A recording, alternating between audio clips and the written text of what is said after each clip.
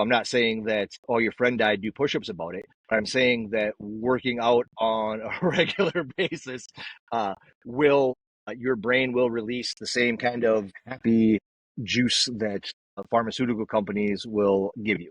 And so if training on a regular basis gives you free prescription plus makes you harder to kill and makes you look more attractive without your clothes on, I don't see any downside. Coming to you from the 80/20 Conflict Management Headquarters in Edmonton, Alberta, this is the Timeline of Self-Defense with your host, Randy King.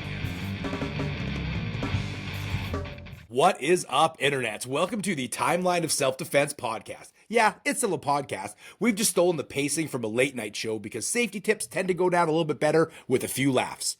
This is all built around my self-defense model, the same one that's in my book, The Timeline of Self-Defense, coming out May 5th from YMAA Publishing. You're basically watching the second edition happen in real time as I bring experts in from every stage of the timeline, before, during, and after. For the full interview, all 10 of my questions, my feedback, the outtakes, and unedited conversations, or to book me for a keynote, conference, martial arts workshop, or self-defense program, head to randykinglive.com. Everything you need, including my socials, is right there. Now, let's kick off Red Flags and Reality. It's time for Red Flags and Reality.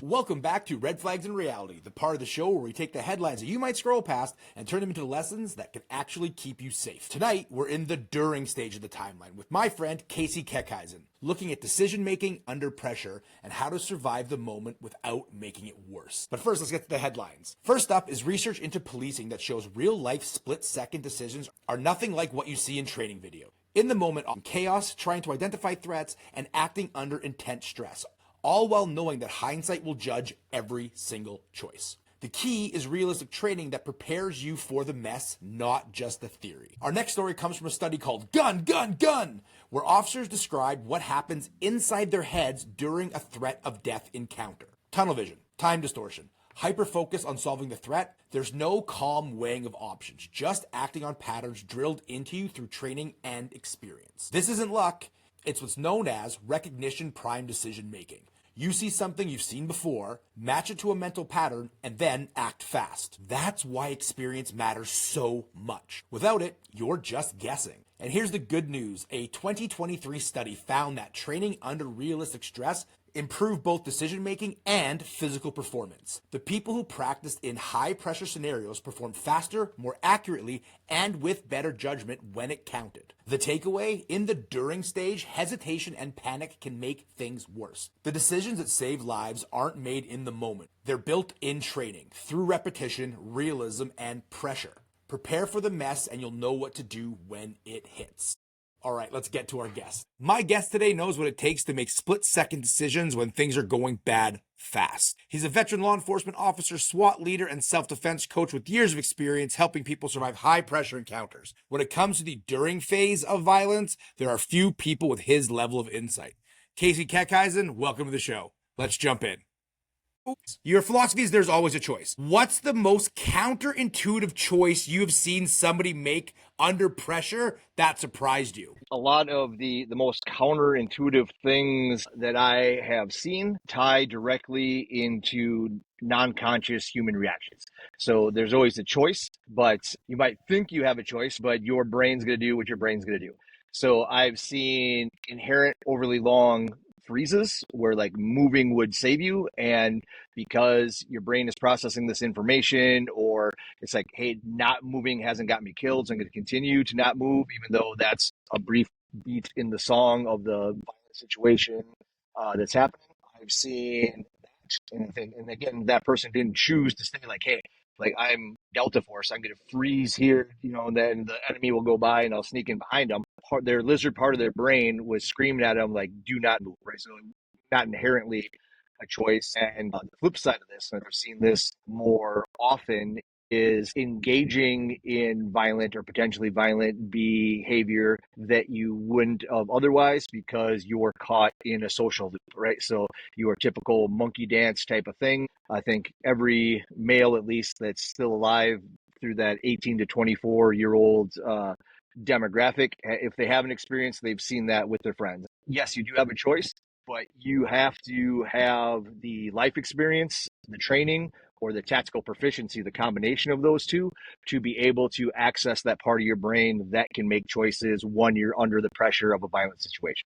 You are both a cop and a longtime martial artist, as you just mentioned. How do you translate tactical policing decisions into civilian self-defense judgment calls?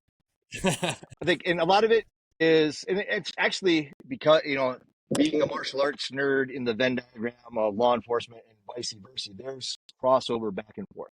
And I think which best answers this question is your principle-based tactical planning, your principle-based decision making, high-speed problem solving. And so there's always cute acronyms and things, but it makes sense that helps you make the decision faster, right? So if there's all this information going into your head, if you have a means of cutting that noise away, or like WIN, right? That's again another cute acronym, but like what's important now. So the understanding what has to be dealt with now, and the other stuff is just noise. You can deal with the noise when what's important now is done. Then what's the next thing that's important? And what goes both ways, right? It was once called priorities of life, but all life is precious. So it's called safety priorities now. But that's the basis of all law enforcement tactical decision making. So the top of that is innocence, and these are people that they don't have agency, that can't leave. So that could be a hostage. That could be a child that is incapable of getting out of there. They have the highest priority. Underneath that would be just people in the area. Underneath that would be first responders. And then underneath that would be the suspect, or the person that's causing the situation in the first place. And so I would risk my life and my guys to protect innocent people and hostages. I wouldn't risk my life to protect the suspect. And so with that then, how that translates to civilian personal protection, if you have the idea of anything that goes physical could go lethal, it helps cut away the monkey brain nonsense. If you ask yourself, what is worth dying for? What is worth killing for? And that sounds super tactical. That'd be on a t-shirt, but you can also ask, what's worth being maimed for? What's worth going to jail for? What's worth losing your job for? And so when somebody cuts you off in traffic and gives you the bird, the flip side of that is then you have to be willing to fight for that, right? Or the old things you can't put into a wheelbarrow, right? I can't put still living in a wheelbarrow. I can put my wallet in a wheelbarrow. I can put my car keys in a wheelbarrow. I can't put not being raped in a wheelbarrow, right? So I will lose my job to not die. I will lose my job to not be raped. I won't lose my job, or I won't lose my life for my iPhone or my car keys. What's the biggest cognitive trap that people fall into when fear kicks in? The first thought that pings into my head, and it's fairly cliched, but there's the I will rise to the occasion, all right? Or somehow the fear, I will be able to mitigate my adrenal response so well that I'll only get the superhero effects of it. I will be stronger and faster for a short time, and I won't get the negative side effects of it, of my cognitive processes drops quickly. And so the disconnect is, I think, is I will rise to the occasion. And you forget that you don't rise to the occasion, you fall to your level of training, and you fall to your level of training in an adrenalized body. So technical proficiency is a combination of your field experience and your training. If you take a look at this clearly through a SWAT team, if you are a team in an area that doesn't respond to emergencies on a regular basis, if you don't have an active apprehensions team that's finding bad guys, you're not doing warrants on a regular basis, your field experience is fairly low. So you have to compensate that by training. So finding that minimum effective dose of the style and amount of training that you need to be proficient, should heaven forbid you ever face physical violence, and then having that training address the more esoteric or realistic aspects of physical confrontation. Doing things under surprise, doing things under pressure, doing things that artificially raise your adrenaline levels and your heartbeat, so that you have some sort of feeling of what's that like in the laboratory that is your training space, as opposed to the real world under the pressure of actual threat. Can you share your philosophy on training physical skills versus mindset for survival? I think that is definitely a yes and, right? I wouldn't want to separate them. It's like the peanut butter and the chocolate, they're better together. There's going to be people in life circumstances where you may have to make that choice, right? So, and again, life is a spectrum too. So there's going to be years of your life where maybe just one side of that equation makes sense or you're capable of. There's going to be times in your life when, for lack of a more eloquent term, you're in your prime and there's no reason why you can't work physical and mental skills at the same time. And then there's going to be, right, when this gets more salt than pepper, as much as I like throwing weights around, there's going to be a time when physical responses to violence are, if not a silly tactic, are unavailable. And so I think it makes sense to train all of both sides of this equation as much as you can during that spectrum, because when you can do physical stuff, getting good at the mental stuff it's better to get good at the mental stuff when you have a physical response, so that when you no longer have a physical response, you have years of experience with the mental stuff. I guess vice versa too, right? So there's going to be years in your life before physical stuff makes sense. So I guess learning how to do or being prepared to engage in that training when it becomes available to you is going to be important as well. So I would always advocate for a yes and as opposed to an either or. Studies from Harvard that a regular exercise as infrequent as 3 times a week, 20 minutes per session, has the same chemical effect on your brain as lots of prescription antidepressants. And so I'm not saying that, oh, your friend died, do push-ups about it. But I'm saying that working out on a regular basis your brain will release the same kind of happy juice that pharmaceutical companies will give you.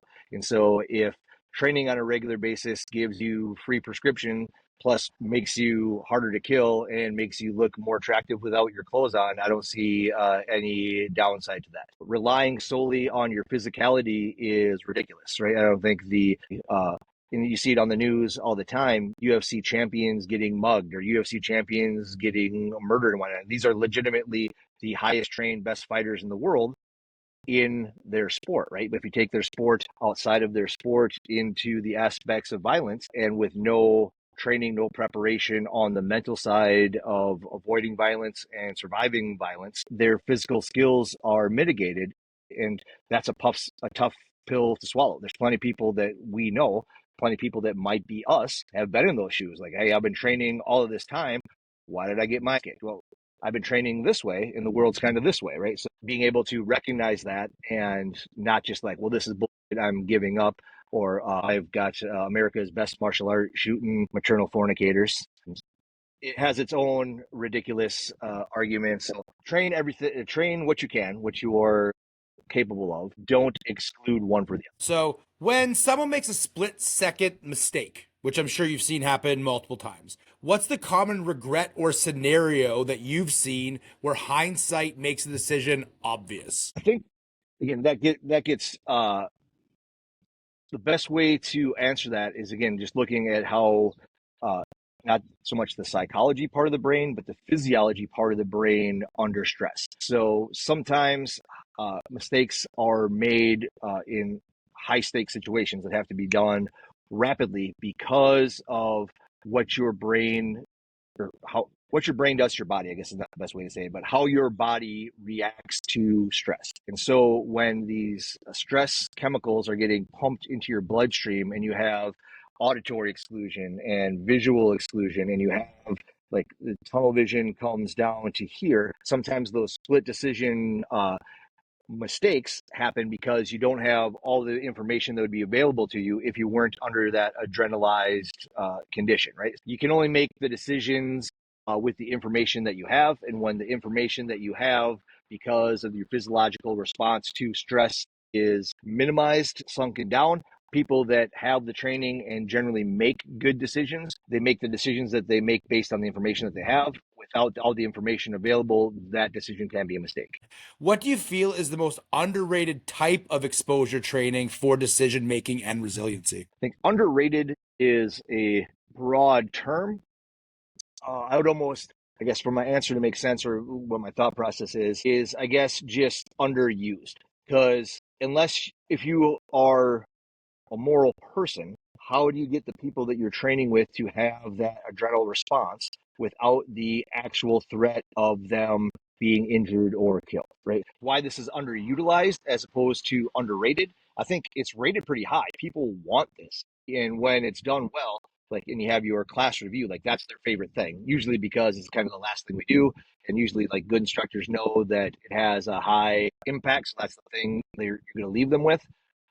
But to get that effect without harming the people that you're training with is difficult. And you have to be creative, and you have to be willing to be a little silly, I guess, for lack of a better term, right? Because things like making crazy loud noises or flashing the lights or anything that takes them out of that normal training. Like you can't force auditory and visual exclusion, right? So how do you simulate that in the environment, right? So you might shut the lights off like unexpectedly, right? This type of thing. And so, but I guess it's high reward, high risk. So if you're trying this with a group of people for the first time and you turn the lights off and like, well, cool beans, dude. If it doesn't get the effect that you want, it could be a huge fail.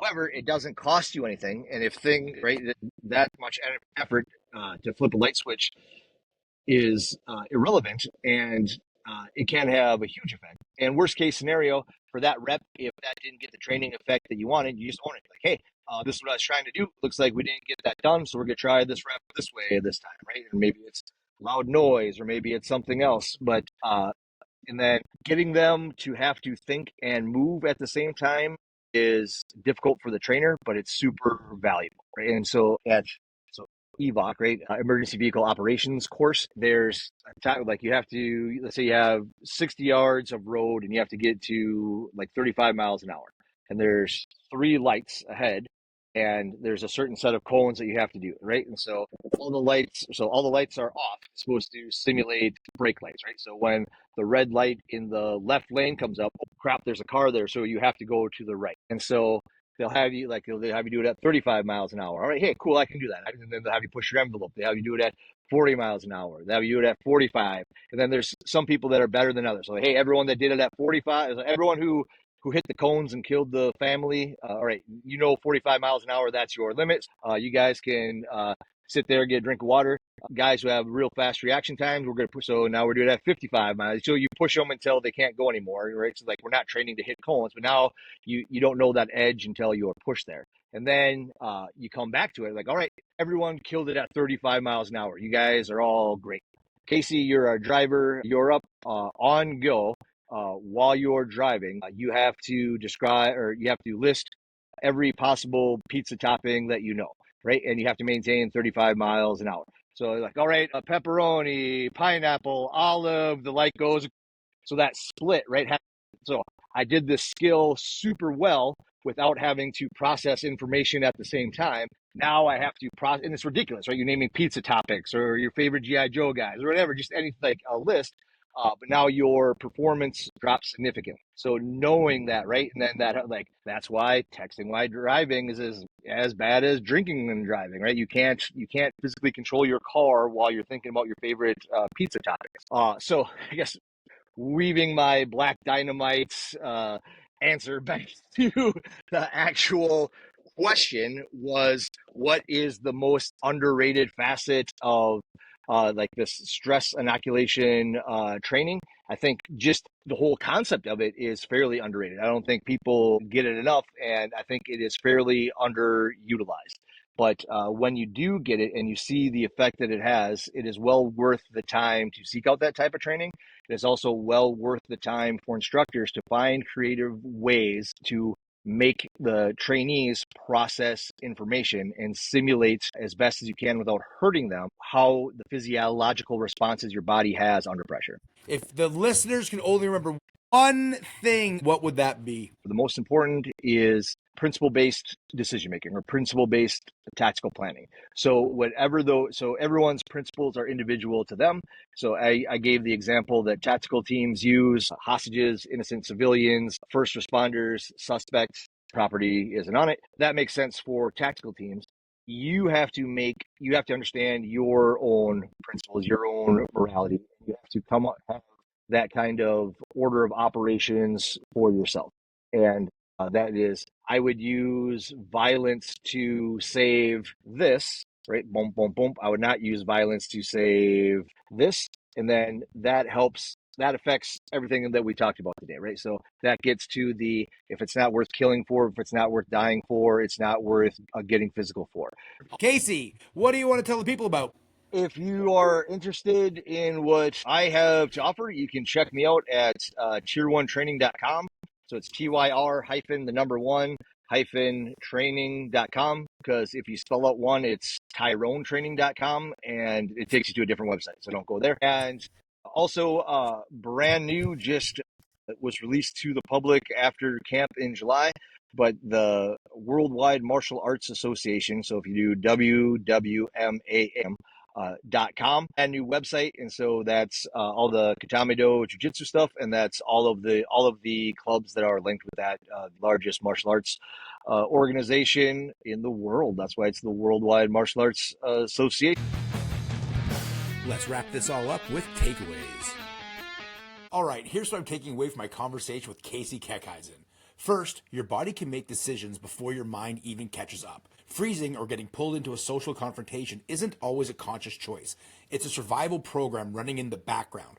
The trick is training enough that you can still think when the adrenaline hits. Second, having clear personal priorities speeds up decision making. If you know ahead of time what's worth dying for, killing for, or risking for, you can cut through all the noise and act faster when seconds matter. Third, in a crisis, you don't rise to the occasion. You fall to your level of training and you do it in an adrenalized body. That makes fine motor skills and clear thinking much harder. And finally, stress inoculation is a game changer. Creative, realistic drills that force you to think and move under pressure help you find your limits and build the skills to handle the real thing when it comes. Don't forget to join us next week with the Aftermath featuring